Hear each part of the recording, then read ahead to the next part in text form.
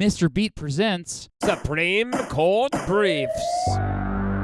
Canton, Ohio, June 16, 1918. Eugene Debs, the famous labor activist and five-time Socialist Party of America presidential candidate, gives a speech opposing World War I. He is careful with his words, for he knows that under the Sedition Act of 1918, he could go to prison for criticizing the war or President Woodrow Wilson. In his speech, he did not specifically mention World War I, nor criticize President Wilson. Even so, Debs was pretty courageous to give this speech. I'll have Mark Ruffalo read you a sample of it. They have always taught and trained you to believe it to be your patriotic duty to go to war and to have yourselves slaughtered at their command. But in all the history of the world, you, the people, have never had a voice in declaring war.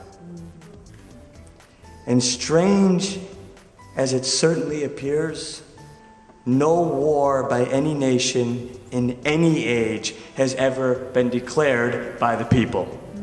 2 weeks later, police arrested Debs and charged him with breaking the Sedition Act. In federal court, Debs argued that he was justified giving the speech due to the First Amendment. He also argued that the Sedition Act was unconstitutional. At his trial, he gave a speech to the court that one journalist said was, quote, one of the most beautiful and moving passages in the English language, unquote. Apparently, the court wasn't all that moved. On November 18th, 1918, they found Debs guilty. The judge sentenced him to 10 years in prison and said he could never vote again. Debs appealed the conviction to the Supreme Court. This was a time when the court was looking at a lot of cases involving free speech. 3 weeks before the court heard arguments from Eugene Debs and his lawyers, they heard arguments for a case called Schenck v. United States. In this case, the court ended up deciding that speech should be limited if it leads to people committing a crime. This was where the, quote, clear and present danger doctrine came from. Basically, if speech can directly lead to hurting the country, then the court said it can be limited. So the court checked out several statements that Debs had made regarding the war. In each one of them, Debs was careful to attempt to comply with the Sedition Act of 1918 and the rest of the Espionage Act. However, the court ended up concluding that his ultimate goal with these statements was obstructing the draft and thus hurting the war effort. On March 10th, 1919, in a unanimous opinion, the court announced it agreed with the lower court, upholding Debs' conviction. Justice Oliver Wendell Holmes, Jr. Ollie went in the house. Gave the opinion. Holmes admitted that the speech Debs got in trouble for was mostly just about socialism. However, Holmes argued that the speech also was meant to get people fired up against American involvement in World War I, to a point where people resisted the draft.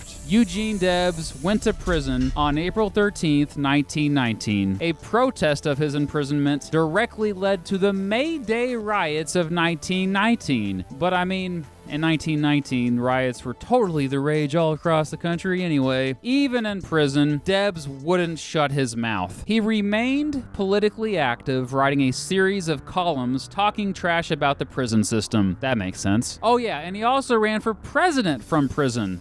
Really? In the election of 1920, Debs got 3.4% of the popular vote, by far the most anyone has ever got running for president from prison. Debs v. United States was just one of several Supreme Court cases dealing with the limits of free speech that all took place right after World War I ended. It justified limiting speech, especially during times of crisis, like war. On December 13, 1920, Congress got rid of the Sedition Act. A year later, the new president, Warren Harding, freed Debs from prison. However, prison had taken a toll on his health. He died less than 5 years later.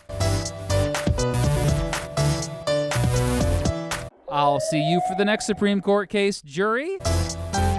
I know he was a dirty socialist, but Eugene Debs is such an underrated figure in American history. And a shout out to my friend Travis, who is a big Eugene Debs fan, but also a shout out to Matthew Harmer, who is a Patreon supporter who suggested that I cover that Supreme Court case. I get a lot of great suggestions in the comments, but You get priority if you are a Patreon supporter. If you want a topic or a future Supreme Court case covered for this series, then donate on Patreon. And thank you to all my Patreon supporters for continuing to support me making these silly little videos.